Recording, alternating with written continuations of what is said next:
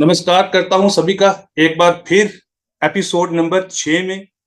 Episode number 6, inspiring minds, a talk point where you speak word listens. तो a platform for the educators and platform by the educators. So एक बार फिर जितनी भी audience इस video को देखेगी और जब भी देखेगी, मेरा उनसे अनुरोध है, निवेदन है और हम्बल सबमिशन है कि प्लीज, चाहे इस वीडियो को लाइक मत करना बट शेयर जरूर करना, ताकि ये मैक्सिमम टीचर्स तक पहुंचे और सिर्फ जम्मू कश्मीर के टीचर्स तक ना पहुंचे बल्कि इंडिया के अलग अलग स्टेट्स के टीचर्स तक पहुंचे। तो आज हमारी गेस्ट हैं डॉक्टर अलका शर्मा मैम।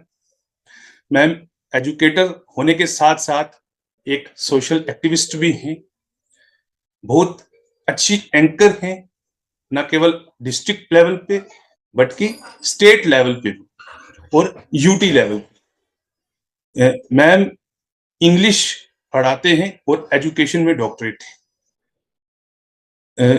तो वेलकम करते हैं अलका मैम इस छोटे से प्रयास में, इंस्पायरिंग माइंड्स के आपको। और आपका थैंक्स भी करते हैं कि आपने मेरे एक फोन कॉल पे एग्री करा है यहाँ पे आने के लिए। सो welcome ma'am. Thank you so much Sunny sir. आपने ये एक प्लेटफॉर्म जो है मैं कहूँगी बहुत ही बढ़िया बनाया है, जहां पर टीचर्स को अपनी बात कहने का एक अवसर प्रदान किया है। एंड आई थिंक कि ऐसे प्लेटफॉर्म जो होते हैं वो एजुकेशन सेक्टर में एक क्रांति लाएंगे एंड दिमाग जो है, हमारे जो सोच है अध्यापकों की, उसको सबके सामने उजागर करेंगे। Thank you once again. So welcome ma'am. क्योंकि मैंने आपसे पहले भी इसके बारे में चर्चा की थी और मैंने कहा था कि इस प्रोग्राम को शुरू करने का मोटिव यही था कि हम हर किसी को सुनते हैं, बट जिसको सुनने की, यानी टीचर्स को जिसको सुनने की सबसे ज्यादा जरूरत है, हम उनको नहीं सुन पा रहे हैं। इसीलिए ये मोटिव था कि इसी के पीछे ये जो सीरीज स्टार्ट करने का मोटिव यही था कि टीचर्स को सभी सुने। और इस स्टेज के ऊपर मैं उन्हीं टीचर्स को नहीं लाना चाहता कि जिनके पास या तो बहुत ज्यादा अवार्ड्स हों या जिनकी अचीवमेंट्स हों। हाँ, मैं चाहता हूं कि वो हर टीचर स्टेज पे आए, इस प्लेटफॉर्म पे आए, जो काम करता है और ग्राउंड लेवल पे काम कर रहा है, अपने रिस्पॉन्सिबिलिटीज को पूरी डेडिकेशन के साथ निभा रहा है।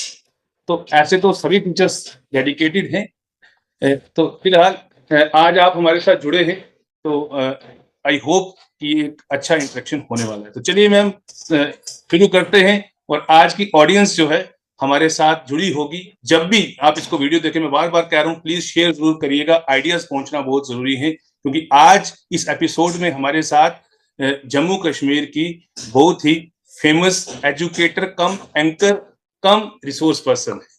तो अलका मैम, सबसे पहले ये जानना चाहूंगा कि आप, जानना नहीं चाहूंगा, ये चाहूंगा कि आप थोड़ा सा अपनी जर्नी के बारे में बता दें, अपनी स्कूलिंग के बारे में बता दें।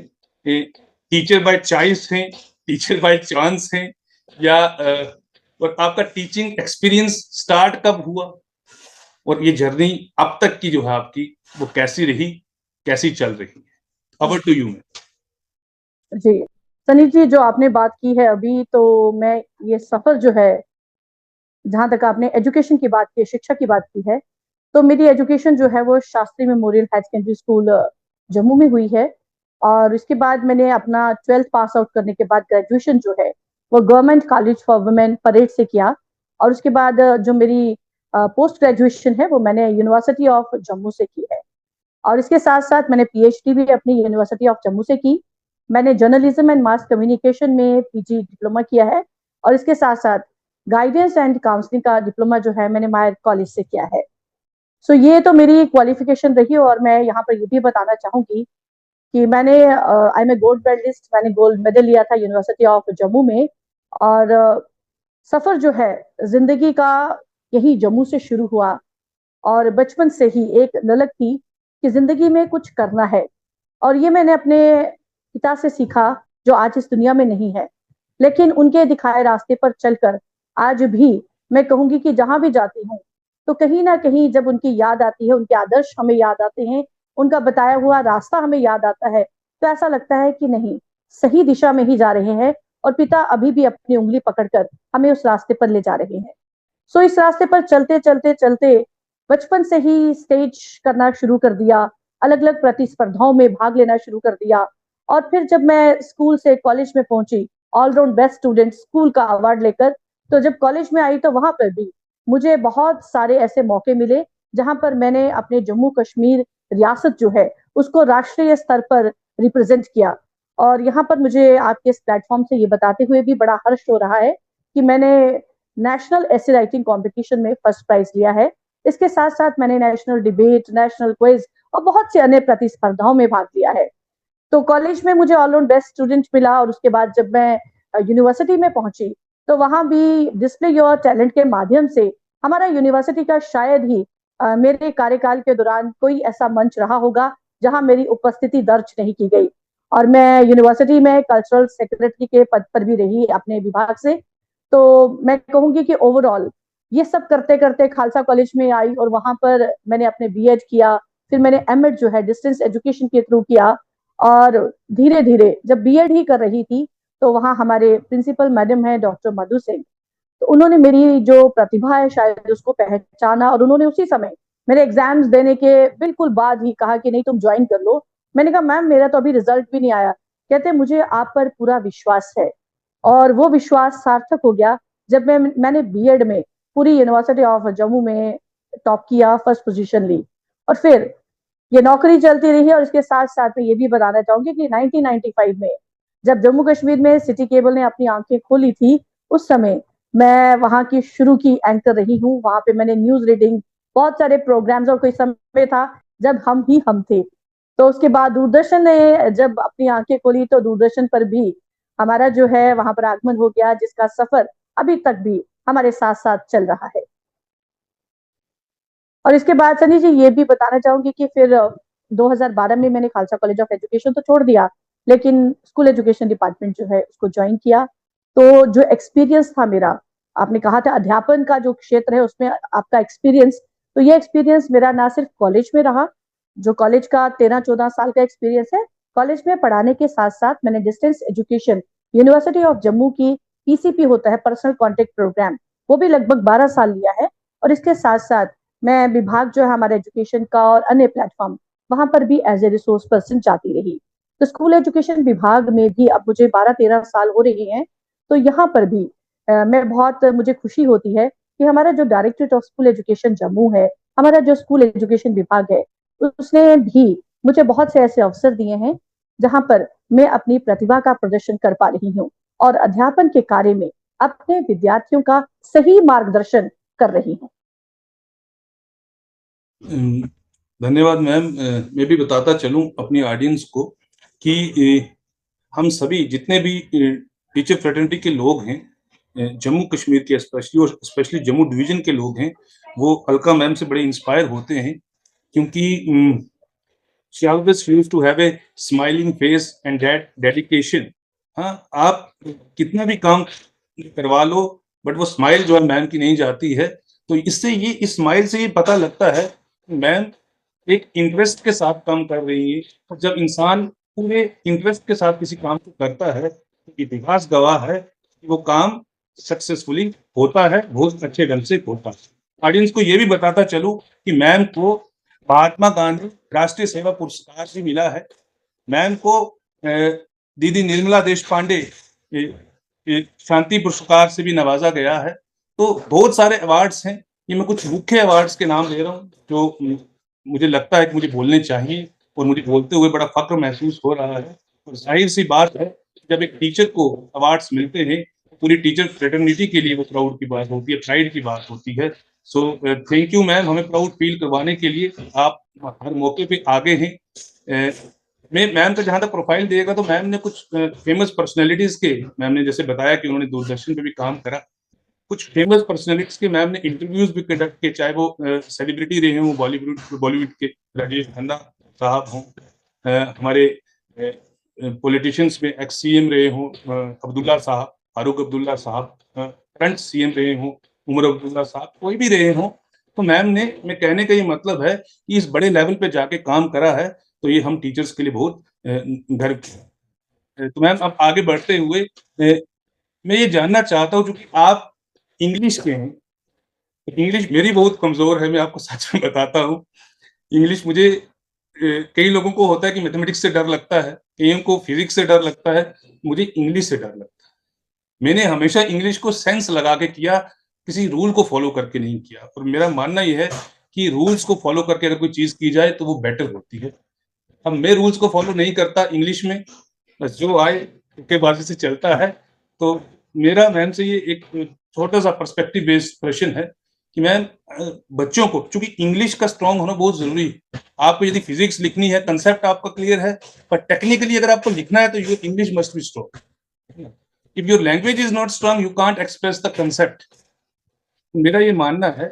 इसीलिए आप कोई सरल सा तरीका बताएं कि बच्चों को क्या करना चाहिए, आज की एज के बच्चों को, आज के एज के बच्चों को क्या करना चाहिए कि इंग्लिश के ऊपर ग्रिप बनाने के लिए, स्पेशली क्योंकि हम गवर्नमेंट सेक्टर से हैं, गवर्नमेंट सेक्टर के बच्चों को ऐसा क्या करें और टीचर्स ऐसा क्या करें कि जिससे इंग्लिश के ऊपर उन बच्चों की ग्रिप अच्छी हो और दूसरे सब्जेक्ट भी उनकी अंडरस्टैंडिंग को बढ़ाएं। इसके ऊपर मैम थोड़ी सी बात करें। Over to you.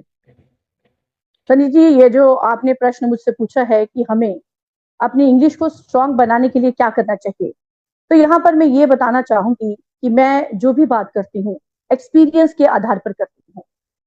मैंने जब अपनी ये जो इंग्लिश है सीखी थी, अंग्रेजी लैंग्वेज सीखी थी, तो मेरी एक टीचर होते थे नलिनी मैडम, जो हमें स्कूल में पढ़ाते थे। तो उन्होंने हर एक जो वर्ड होता था, जैसे हम कहते हैं new word which the child is encountering for the first time, वो हमें न्यू वर्ड को जरूर लिखवाते थे। और फिर एक होता है कि कॉपी पर लिखवा दिया, उसका मीनिंग लिखवा दिया। That was not all. तो मैडम जो थी वो हमसे दूसरे दिन पूछती थी और कहती थी you have to frame a sentence using this word. तो मैंने वो करना शुरू किया और धीरे धीरे देखा कि कहीं ना कहीं मेरी वोकैबुलरी जो है वो एनरिच होती जा रही है। सो अगर हम शब्दकोश को बढ़ाने की बात करते हैं, तो आजकल तो हमारे पास हम कहेंगे ये गूगल एज है, जहां पर हमें बहुत सारी वोकैबुलरी गेम्स मिलती हैं, हमें एक्टिविटीज मिलती हैं, जहां पे आप वर्ड लिस्ट बना सकते हैं, आप वर्ड चेंज जो है वो बना सकते हैं। और इसके साथ साथ मैं एक छोटा सा उदाहरण यहाँ पर देना चाहूंगी। मैंने बच्चे को शुरुआत में ही सिखाना है that what is a sentence. एक तो होता है कि आप बच्चे को पूरी डेफिनेशन जो है वो लिख के देते हैं और कहते हैं this is a group of words, okay, और वो पूरा एक सेंटेंस जो उसको बना के दे देते हैं, कहते हैं बेटा इसको याद कर लीजिए। I don't believe in cramming, मैं इस पे विश्वास नहीं करती हूँ। मैं कहती हूँ कि आप जब सेंटेंस पढ़ा रहे हैं, क्यों ना हम उस सेंटेंस को ही तोड़ दें, क्यों ना हम उस सेंटेंस को तोड़ के बच्चे को बताएं कि सेंटेंस में SEN, it gives a sense. और जब आप टेंस ले रहे हैं, let us see this is the tense which should be there. So जिसमें सेंस भी होगी और जिसमें टेंस भी होगा, दैट इज ए सेंटेंस। तो क्यों ना हम इस तरह से तोड़ तोड़ कर बच्चों को पढ़ाना शुरू कर दें। मैं कॉलेज में जब पढ़ाती थी तो हमारे वर्ड आता था मैनेजमेंट। सो मैनेजमेंट क्या है इसकी डेफिनेशन हम लोग बहुत देते हैं, लेकिन why to give all these definitions? Let them make the concept clear more to the students by simply breaking the word into its parts. तो हम लोग क्या करते थे, जो मैं पढ़ाती थी मैं कहती थी भाई एक तो है हमारे पास मैनेजमेंट में पहला वर्ड मैनेज, तो हमने मैनेज ले लिया। फिर आ गया हमारे पास मैन, तो हमें पता है कि हमारे पास ह्यूमन रिसोर्स है। And then T, T stands for tactfully, so we have to manage men tactfully and that is called as management. So मेरा जो पढ़ाने का तरीका है वो हमेशा यही रहा है। और अब मैं शुरू करती हूँ पहली कक्षा से। हमारे पास स्कूल में आजकल तो अब प्लेवे सेक्शंस भी हैं जहां पर हम बच्चों को ABC सिखा रहे हैं।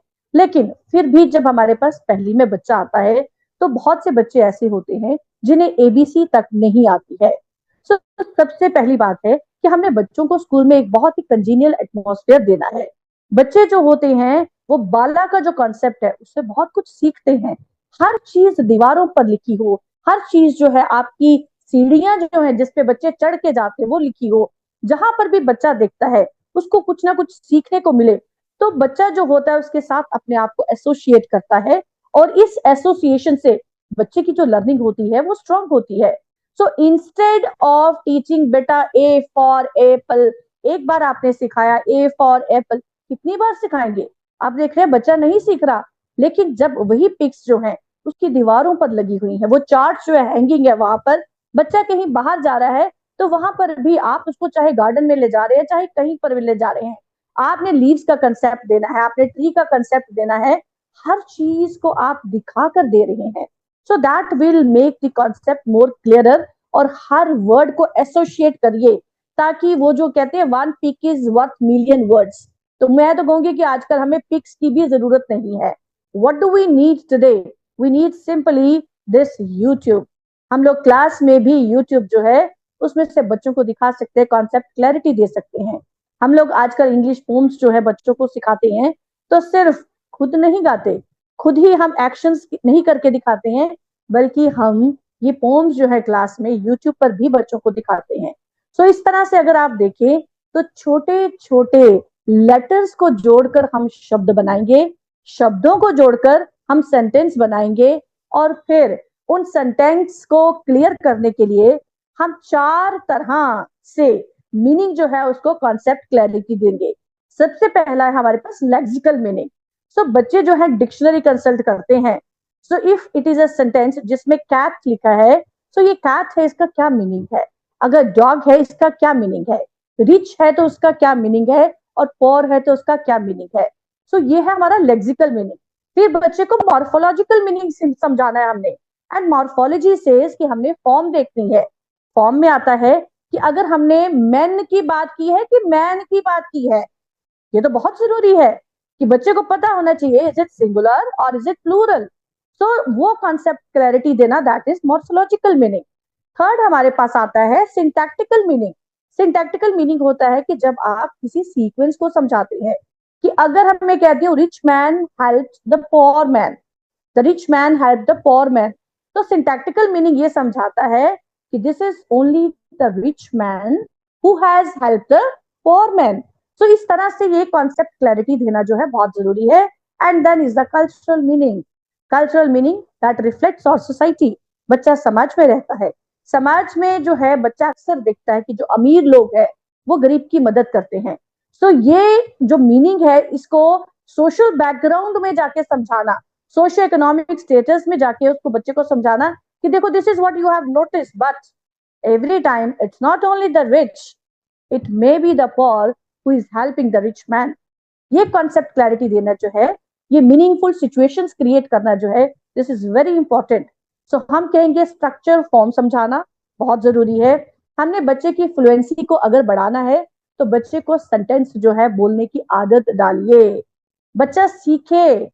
मैं यहाँ पर एक छोटा सा एग्जाम्पल जो है बहुत बार मैं दोहराती हूँ, और आज यहाँ पर भी दोहराना चाहूंगी इस प्लेटफॉर्म से।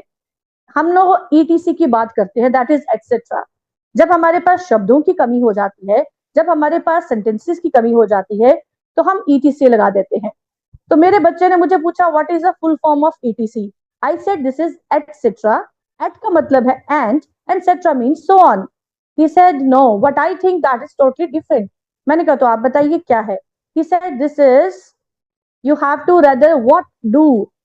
कहता है कि ये तो मम्मा एक्स्ट्रा वर्ड्स जो होते हैं ना उनको ऐड करना है। This is end of thinking capacity.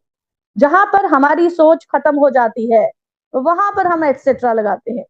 तो हमने एनईपी 2020 के अकॉर्डिंग बच्चों की जो क्रिएटिविटी है, उनकी जो इमेजिनेशन है, उसको बढ़ावा देना है। बच्चे की रीजनिंग, उसकी थिंकिंग पावर जो है, उसकी क्रिएटिव क्रिटिकल पावर्स जो है, उनको डेवलप करना है। तो मुझे लगता है कि इस तरह से छोटे छोटे सेंटेंसेस से बेस बनाकर हम आगे जो है बढ़ सकते हैं। और फिर बड़ी क्लासेस में हमारे पास और भी बहुत से तरीके होते हैं जिनसे हम बच्चे की जो सेंटेंस फॉर्मेशन है, उसकी जो इंग्लिश है, उसको स्ट्रॉन्ग कर सकते हैं। स्पीकिंग स्किल जरूर डेवलप करिए, लिसनिंग इज वेरी इंपॉर्टेंट, और रीडिंग क्लास में जरूर करवानी है। And then writing, that is the fourth basic fundamental skill that should be developed among the child. Ma'am ये तो बच्चों को तो सीखने को मिल ही रहा है, साथ में मुझको भी सीखने को मिल रहा है। आई बिलीव कि लर्निंग शुडंट स्टॉप। एक अच्छा Yes, टीचर sir. वही है, एक अच्छा एजुकेटर वही है जो सीखना बंद ना करे। ठीक है, वो लर्निंग स्टॉप हो गई तो लाइफ के मायने खत्म हो जाते हैं। सो एनी हाउ मैम, आप एक बहुत अच्छे एंकर हैं, और ये मैं नहीं जानता, ये सारे जानते हैं। जो मेरी ऑडियंस नहीं भी जानती, एक बार फिर बता दूं, मैम स्टेट लेवल पे, हम डिवीजन लेवल की बात करें या यूटी लेवल की बात करें, मैम की एंकरिंग का कोई मुकाबला नहीं। और हाल ही में मैं एक मैम का सोशल मीडिया पे एक वीडियो देख रहा था जिसमें मैम ने एक कैप्शन ऐड करा है कि किसी ने, मुझे नाम नहीं याद, कि किसी ने कहा कि मैम की आवाज को अमृत। तो एंकरिंग का सबसे पहला रिक्वेसाइट ही यही है कि your voice should be very charming and very pleasing. तो मैम, आप मुझे अब ये बताइएगा कि एंकरिंग करते करते आपको टीचिंग करने में कितनी हेल्प होती है? एंकरिंग को टीचिंग के साथ थोड़ा सा रिलेट करिए, और यदि टीचिंग अच्छी होगी तो मैक्सिमम चांसेस हो जाते हैं कि लर्निंग भी अच्छी होती है। ओवर टू यू मैम, कि एंकरिंग का रोल आपकी टीचिंग में थोड़ा सा बता दीजिए इसके। देखिए, मैं ये मानती हूँ कि हर एक अध्यापक जो होता है वो कक्षा में एक संचालक है, और हम हर रोज ही किसी ना किसी विषय पर कक्षा में विद्यार्थियों के समक्ष संचालन करते हैं, और ये संचालन जो है यही तो एंकरिंग है। सो अगर आप एक अच्छे एंकर हैं तो ये जो एंकरिंग होती है ये आपको बहुत मदद करती है बच्चों की क्लास में, उनको पढ़ाने में, और बच्चों की जो रुचि है उसको हम कहेंगे विकसित करने में।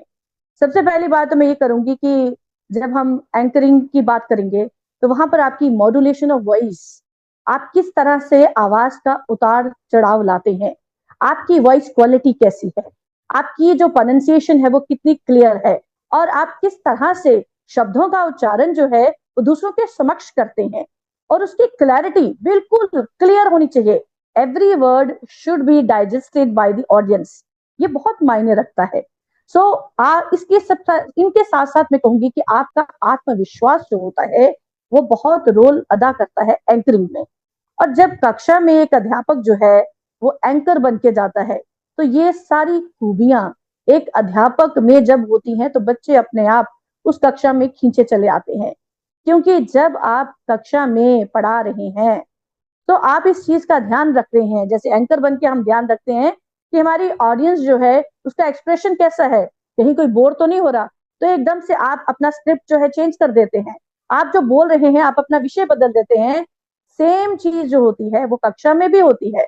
हम बच्चों के चेहरे जो होते हैं उनको पढ़ते हैं, हम सिर्फ एक टॉपिक नहीं पढ़ाते, हम बच्चों को भी पढ़ते हैं साथ साथ। कहीं कोई बच्चा जो है ऐसा तो नहीं उसको समझ नहीं आ रही, कहीं कोई बच्चा ऐसा तो नहीं है कि जिसको लग रहा है कि ओह कितनी मोनोटोनस क्लास है, कितना बोर्डम क्रिएट हो रहा है, कहीं ऐसा तो नहीं है। तो व्हाट आई फील, एक अध्यापक जो होता है वो जाना जाता है अपनी चाल से, वो जाना जाता है अपनी बोल से, और एक अध्यापक जाना जाता है अपने पहनावे से। सो हमें क्या करना है, हमें इन तीन चीजों की तरफ जरूर ध्यान रखना है। आज के समय में अध्यापक जो है उसको शालीनता जो होती है, इस शब्द से भली भांति मैं कहूंगी विज्ञ होना पड़ेगा, उसको समझना पड़ेगा कि शालीनता क्या होती है। आपके कपड़े मायने तब रखते हैं, जरूरी नहीं महंगे हों, आप सिंपल साधारण कपड़े भी पहनकर जाइए साफ सुथरे कक्षा में, तो एक अध्यापक की एक अलग पहचान बनती है। आप कक्षा में जब बोलते हैं जरूरी नहीं है कि आपके पास बहुत ही बम्बास्टिक बड़े भारी भरकम शब्द हों, आप कक्षा में सीधे साधारण शब्दों का प्रयोग करते हैं तो उसका भी एक प्रभाव पड़ता है। जरूरी नहीं है कि जब आप चलते हैं तो आपकी चाल जो है वो मॉडल्स की तरह होनी चाहिए, क्योंकि हम कहते हैं कि teacher is a model for the students. यहाँ पे मॉडल शब्द का अर्थ है कि आप बच्चों के लिए एक आदर्श बनने चाहिए। You should not be a poor teacher, I won't say that you should be an average teacher. I say that you should always be an inspirational teacher. एक ऐसे अध्यापक बनिए कि जब बच्चा कहीं बाहर भी जाए तो कहे हाँ मैं जिंदगी में अध्यापक बनना चाहता हूँ, क्योंकि मैंने उन सर को देखा है, क्योंकि मैंने उस मैडम को देखा है। I want to be like that teacher. So वो एक प्राउड फीलिंग के साथ जब आप क्लास में पढ़ाते हैं तो मैं कहूंगी कि एंकरिंग क्या है और टीचिंग क्या है, सब मर्ज होकर एक शब्द बनता है, और वो शब्द अटकता है सिर्फ टीचर पर, and that is his teaching. And where it is to be done, this is to be done in the classroom, because we have the students who are eager to learn from you. But आप अगर proper pacing के साथ, proper speed के साथ, अच्छे शब्दों के साथ, और सबसे बड़ी बात है कि एक अच्छी मुस्कान के साथ कक्षा में पढ़ाते हैं, तो याद रखिएगा कि बच्चे जो होंगे वो आपकी कक्षा में जरूर आएंगे और आपकी क्लास में जो भी पढ़ाया जाएगा उसे जरूर याद करेंगे। मैं कभी भी बच्चों को मारने में विश्वास नहीं करती हूँ। एक टीचर की आंख का इतना डर होना चाहिए कि बच्चे टीचर की आंख से समझ जाएं कि टीचर आज क्या चाहता है, और यही आंखें जो है अध्यापक की, इसमें भी इतनी सक्षमता होनी चाहिए कि वो समझ जाए कि बच्चे क्या चाहते हैं। सो ये एक टीचर और बच्चे का रिलेशन है, ये माँ बाप की तरह होना चाहिए। माँ अपना प्यार उड़ेलती है और एक पिता जो होते हैं वो अपना पूरा अफेक्शन अपने बच्चों पर पोर करते हैं। सो ये रिश्ता अगर हम बना के चलेंगे तो मैं कहूंगी सबसे अच्छा महान रिश्ता यही होगा। धन्यवाद मैम। तो बहुत आपके हर शब्द में आपका आपका हर शब्द बोल रहा है, वो इसलिए बोल रहा है क्योंकि आप पूरी ईमानदारी से अपनी बातों को कह रहे हैं। जब एक इंसान पूरी ईमानदारी से अपनी, ये मेरा पर्सपेक्टिव है कि जब एक इंसान पूरी ईमानदारी से कोई काम करता है, चाहे वो टीचिंग हो, कुछ भी हो, एनी प्रोफेशन, तो वो सही दिशा में ही ले जाता है। उसका मार्गदर्शन जो होता है बहुत बढ़िया होता है, ये मेरा खुद का भी मानना है।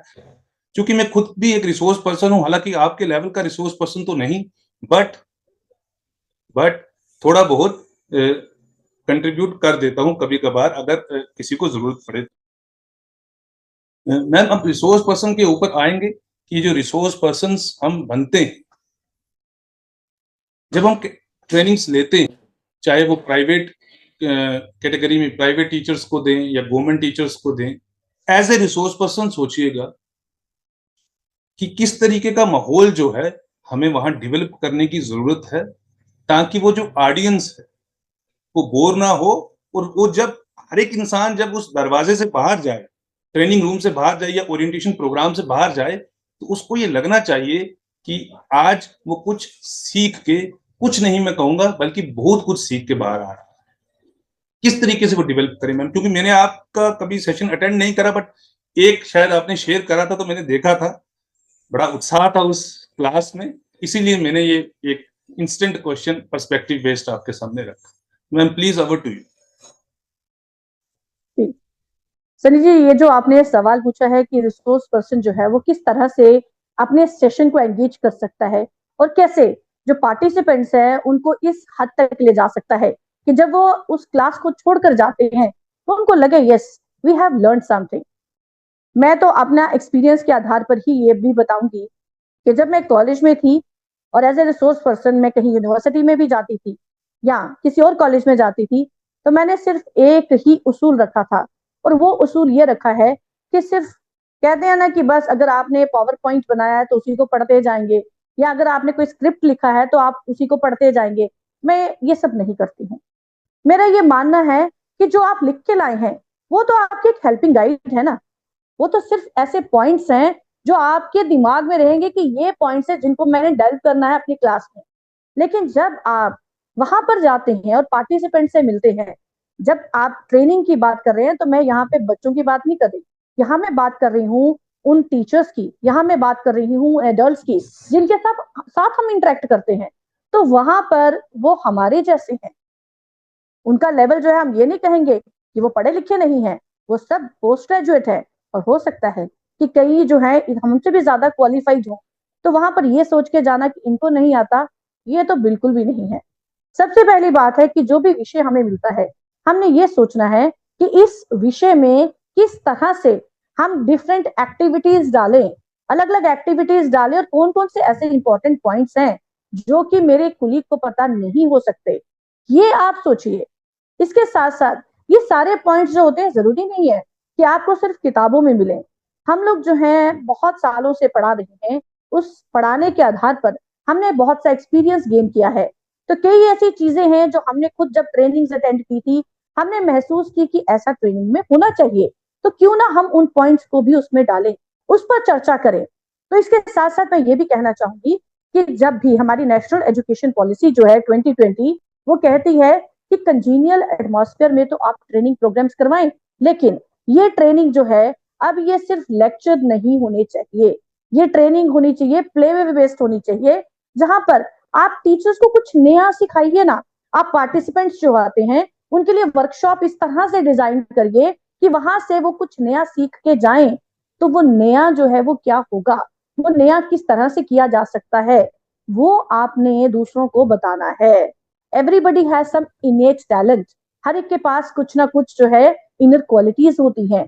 तो हम उन क्वालिटीज को किस तरह से बाहर ला सकते हैं, सिंपल सी साधारण सा उदाहरण मैं दूंगी। अभी अभी डाइट जम्मू जो है उन्होंने टीएलएम पर एक ट्रेनिंग जो है उसे ऑर्गेनाइज किया। अब उसकी बात टीएलएम मैं की कर रहा हूँ। ट्रेनिंग में उन्होंने जी जी जी जो ट्रेनिंग अभी टीएलएम पे हुई थी उसमें जो टॉपिक्स हमें दिए गए उस टॉपिक के आधार पर हमने अपने जो है सेशन जो है उसको हमने अरेंज किया, हमने उसको जो है चार्ट आउट किया कि हम इसमें क्या करेंगे। तो कहीं पर किसी ने जो है वो पपेट्स बनाना सिखाया, किसी ने जो है चार्ट्स बनाना सिखाया। मेरा जो टॉपिक था that was story telling and picture reading. तो मैंने अपना टॉपिक उस तरह से डिजाइन किया था। देखिए स्टोरी टेलिंग जो होती है ये भी एक कला है। कहानी सुनाना जो होता है किस तरह से उसमें भाव लाए जाए, कैसे जो है एक्सप्रेशन के साथ उस कहानी को सुनाया जाए। आपकी आंखें बोलनी चाहिए, आपके जितने जेस्चर्स है ना, मैं कहूंगी it's not only the facial expressions, आपके बॉडी जेस्चर्स जो हैं वो आपके फेशियल एक्सप्रेशन के साथ कोऑर्डिनेट होने चाहिए। आपके हैंड मूवमेंट जो है वो आपके एक्शन को क्लियर करे, ताकि कहानी जो है उसका पूरा का पूरा इमोशन जो है वो आपके पार्टिसिपेंट्स के अंदर तक जाना चाहिए। वो खुद क्यूरियस हो कि इसके आगे क्या हुआ, अच्छा ऐसा हुआ, फिर मैम क्या हुआ। आपने उस लेवल तक मैं कहूंगी कि अपने पार्टिसिपेंट्स को लेके जाना है जहां पर उनकी क्यूरियोसिटी इतनी हाई हो जाए कि लास्ट तक, कहानी के अंत तक ये पता ना चले कि क्लास में 100 पार्टिसिपेंट बैठा है और एक ट्रेनर है, लेकिन बाहर तो कोई आवाज ही नहीं है, कोई उठ के जाने को तैयार नहीं है, और सबकी आंखें, सबका दिमाग, सब इस तरह से उत्सुक बैठे हैं कि आगे क्या होगा। ये होते हैं ट्रेनिंग सेशन, और ऐसे ही ट्रेनिंग सेशन जो है वो होने चाहिए। अलग अलग एक्टिविटीज, अलग अलग गेम्स जो हैं जिसमें सबकी पार्टिसिपेशन हो, और आप सिचुएशंस जो है वो जरूर दीजिए कि अगर ऐसी सिचुएशन है तो ग्रुप 1 क्या करेगा, दूसरे ग्रुप को दूसरी सिचुएशन दीजिए, तीसरे ग्रुप को तीसरी दीजिए, चौथे को चौथी दीजिए। Let them think, let them ponder upon something together, let them come out with a conclusion, let them give their own solution, and then make presentations. This is how we can rather make our training programs interesting. चूंकि ma'am समय की बड़ी किल्लत है और मैं चाहूंगा कि इसको कंक्लूड किया जाए। मन तो बहुत है कि इसको 1 घंटे का ले जाएं, 1 आवर का प्रोसीड करें, बट चूंकि टाइम अलो नहीं कर रहा है। बहुत अच्छा लगा मैम आपके साथ बात करके, और मुझे पूरी उम्मीद है, आशा है कि जो भी इसको सुनेगा, वीडियो को देखेगा और आपको सुनेगा, आपके विचारों को सुनेगा, तो वो जरूर इंस्पायर होगा। इसीलिए शायद इस टॉक पॉइंट का नाम मैंने इंस्पायरिंग माइंड्स डाला, और नाम जो हम डालते हैं एक्चुअल में हम डालते नहीं है, ये खुद पढ़ जाते हैं। ठीक है, तो इसीलिए आपका एक बार फिर थैंक्स मैम। मैं चाहता हूं कि जाने से पहले सिर्फ 30 सेकंड में आप टीचर्स के लिए एक मैसेज देके जाए, बहुत संक्षेप में। Over to you. मैं अपनी तरफ से यही मैसेज देना चाहती हूँ कि हमेशा अपना एटीट्यूड जो है उसे पॉजिटिव रखिए। पॉजिटिव एटीट्यूड के साथ आप क्लास में जाइए, बच्चों को पढ़ाइए, और एक खुशनुमा माहौल जो है उसे क्लास में पैदा करिए, ताकि बच्चों की जो लर्निंग है वो ज्यादा से ज्यादा हो सके। So be happy, be safe. So thank you again ma'am कि आपने अपना वैल्यूएबल टाइम जो हमको दिया है, और बहुत कुछ सीखने को मिला। आई होप कि ऑडियंस आपके इस एपिसोड को, आज की इस एपिसोड को एंजॉय करेगी।